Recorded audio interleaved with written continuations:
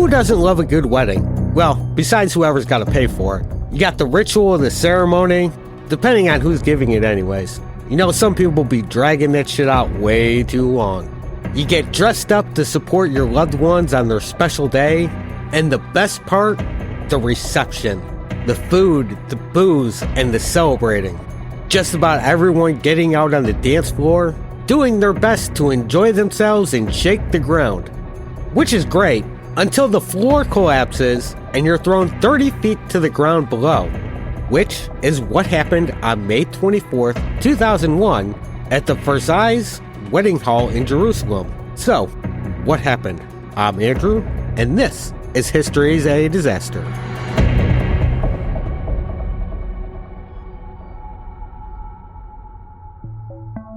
Tonight, we are looking into the Versailles Wedding Hall disaster, one of the deadliest civil disasters in Israeli history.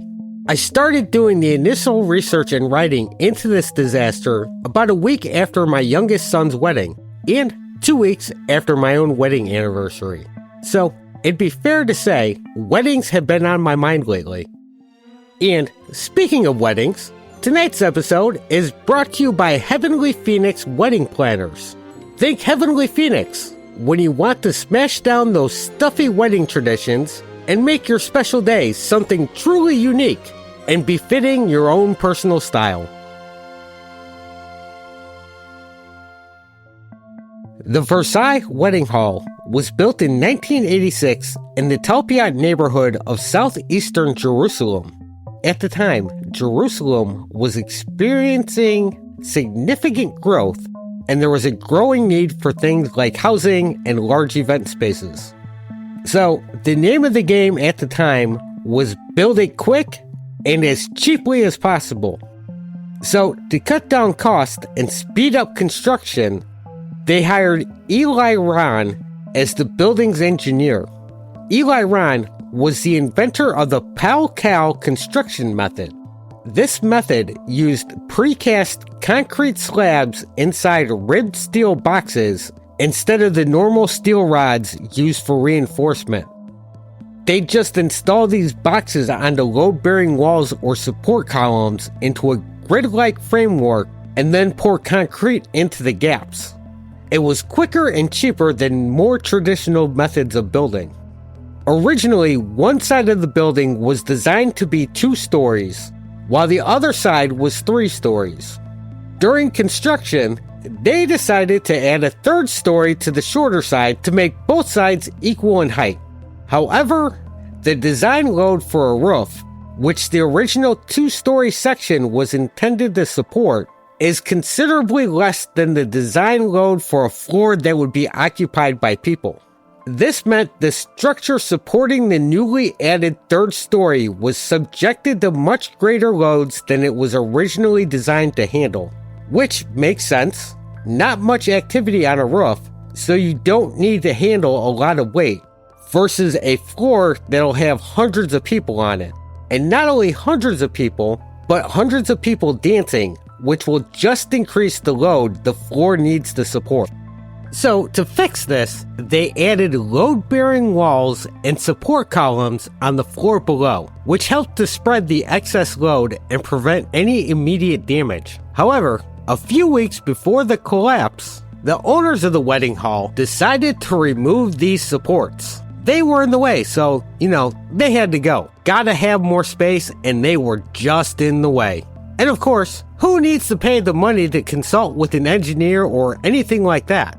So, as time went by and the building settled and events with hundreds of people were held, cracks started to appear in the walls and ceilings. Guests complained about vibrations in the building, and there was numerous complaints about the dance floor bouncing and shaking excessively. The owners just assumed the sagging of the floor, which had dropped several inches, along with the cracks in the walls and ceilings, was just a cosmetic issue. To fix it, they gave it the building equivalent of a shot of Botox. They just threw some more grout on it and spackled it over. That'll surely fix it, right? It did not. In fact, it made things worse by adding more weight to a ceiling that was obviously failing. Who would have thought that adding weight to a sagging object wouldn't fix it? So now we're going to jump back in time just a little bit. Karen, 26, and Asaf, 24, met in 1999 while working at a Fiat dealer in Jerusalem. She was in sales and he was a mechanic. A little over a year later, Asaf proposed to her by hanging up a huge sign across the Benaim Road, and I know I just fucked up that name, a highway that crosses Jerusalem, which read, "Karen, will you marry me?" And she readily agreed. They planned the wedding for 6 months from then. They just needed to find the perfect venue. They needed someplace huge with plenty of space for all the guests they were anticipating. After going through venues, they narrowed it down. Their initial choice was the Ramat Rachel, which is a kibbutz just outside of Jerusalem, but they shot that idea down pretty quick. The kibbutz was really close to the Beit Jala, which was seeing a huge increase in violence and fighting between Israel and Palestine. So they went with the next best thing, the Versailles Hall, because it wasn't in as dangerous of an area, so it was safer. So with that, they had their venue and their date. May 24th, 2001 was the wedding of Karen and Asaf Dror on the 3rd floor of the Versailles Wedding Hall. And they knew how to throw a party. As is typical of Jewish weddings, at least at the time, the whole community comes out to celebrate. It's not just family and friends. It's the deli clerk, the grocer, the butcher, the baker, the candlestick maker, everyone. And I'm going to admit a whole lot of ignorance on this, so if I'm wrong, let me know. historieisadisaster@gmail.com or social media. Anyways, they had nearly 700 people at the wedding. As the ceremony ended and the breaking of glass, a tradition symbolizing both joy and sorrow, a reminder of the destruction of the temples in Jerusalem, as well as celebrating the next steps in the couple's life together. Mazel Tov shouted and the dancing and celebrating began, starting with the Hora. And if you've ever seen a movie with a Jewish wedding, this is what they typically show. Guests dance circles around the newly married couple, and at some point, the couple are seated in chairs, then lifted into the air, where the dance continues. David Amroman wandered amongst the lively crowd, recording the wedding and the reception on his camcorder. The reception, which was getting more energetic as the night progressed. People were drinking and dancing. Kids ran around and screamed and did the things kids do when they're bored and stuck at a wedding. Everyone was enjoying the good times and celebrating the newly married couple. As the clock passed 10:30, the dance floor started to sag towards the center. Then at almost 10:43 p.m., while hundreds of guests were enjoying themselves on the dance floor, with a cover of the song Lev Sahav was playing. As Hein Joseph, Karen's father, was lifted towards the ceiling in a chair, the 3rd floor gave way. The 3rd floor slammed down into the 2nd floor. Within seconds, the 2nd floor collapsed onto the 1st. Hundreds of guests, including Karen and Asaf, were dropped 3 floors as the collapse happened, while hundreds more were trapped and clinging to the remains of the 3rd floor. As the guests were plunged into darkness below, tons of steel and concrete and other debris followed them into the hole, burying many of them in the rubble. While some would remain trapped in the rubble, others would be able to dig themselves out. Asaf would manage to free himself and carry his injured bride from the wreckage of the wedding hall.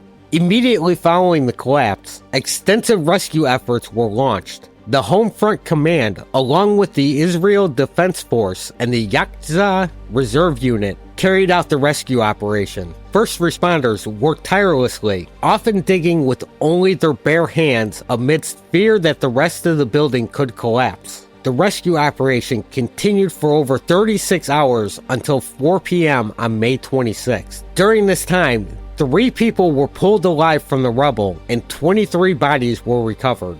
The collapse resulted in a devastating loss of life and numerous injuries. Most of the injuries were to the legs and lower body. 23 people died due to the collapse, making it one of Israel's deadliest disasters. Additionally, 356 people sustained injuries of varying degrees, with 130 remaining hospitalized days after the event. The bride Karen suffered serious pelvic injuries that required multiple surgeries. And that is not the type of pelvic injuries you want to get on your wedding night. Asaf, the groom, escaped serious injuries. However, his 80-year-old grandfather, Yosef Shriki, who was the oldest victim, was among those who died in the disaster. The youngest victim of the disaster was a 3-year-old cousin of Asaf's. After the collapse, Asaf and Karen were taken to the Biker Holim Hospital in Jerusalem. Instead of the intimate night they surely had planned, they shared a hospital room for their wedding night. And these two are such good people. Asaf, who was only slightly injured, wandered from ward to ward where guests were being treated and apologized to them. Friends and relatives who visited Karen, who was recovering from her surgery, made numerous apologies to them too. They were apologizing for a disaster that was way beyond their control.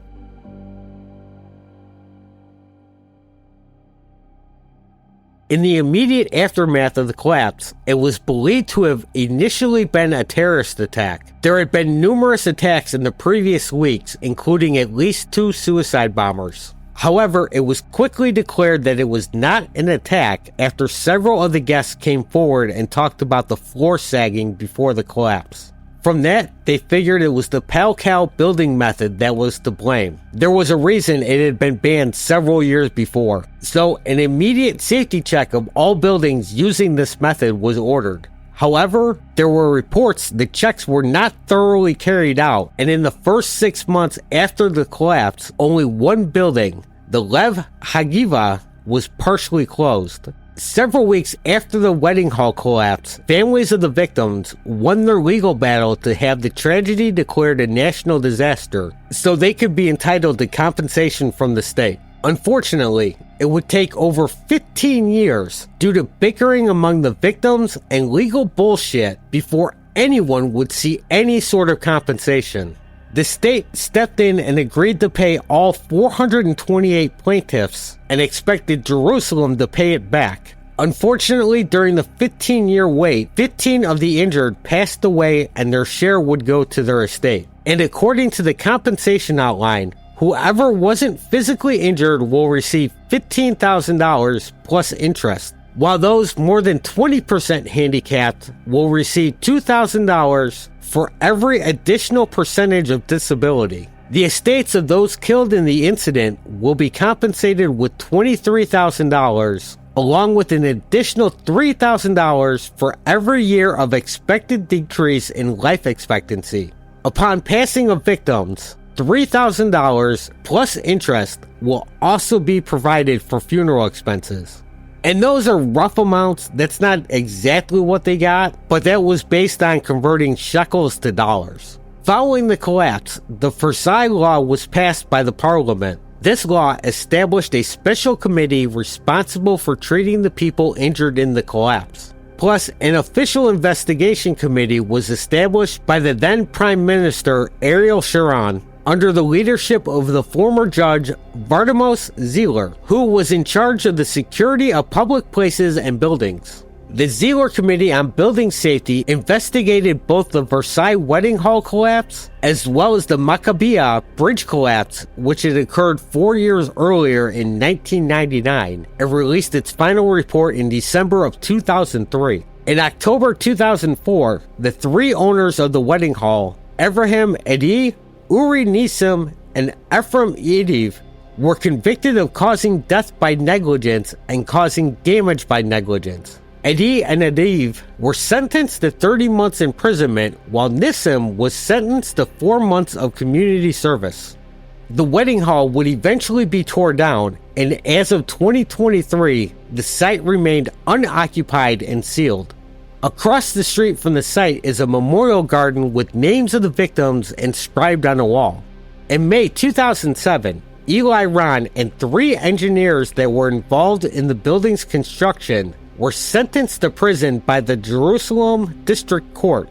Eli Ron received a 4-year sentence. Shimam Kaufman and Dan Sheffer got 22 months, and Uri Pasa got 6 months.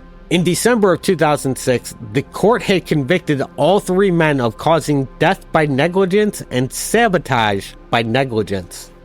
Now, I spent a few hours digging to see whatever became of Karen and Asaf but turned up empty. They're either not on social media, or there was a few accounts that were private, so no idea there. To the best of my knowledge, they're still alive and kicking somewhere. They didn't turn up when I was searching the Find a Grave website. I can only guess they're still happily married somewhere. I figure if your marriage can survive a literal disaster on your wedding night, there's not much you won't be able to make it through. Or on the other hand, it became an inescapable wedge that eventually drove them apart. One of the two. Hopefully, it's the first option and they'll be celebrating 25 years together next year. Plus, looking on the bright side, no one is ever going to forget their anniversary. And that was the Versailles Wedding Hall collapse. Thanks for listening, and if you liked the show, please consider leaving a rating or review on your app of choice. And you can always reach out to the show at historiesofdisaster@gmail.com with questions, comments, or suggestions. Or to tell me I'm an idiot because I can't pronounce words. Whatever. As well as following the show on social media like Facebook or Instagram and a few others. TikTok and YouTube, whatever. Share the episode.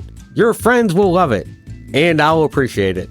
And take care of yourself out there. Chase that dream. Live for today. Because tomorrow is never guaranteed. Thanks and goodbye.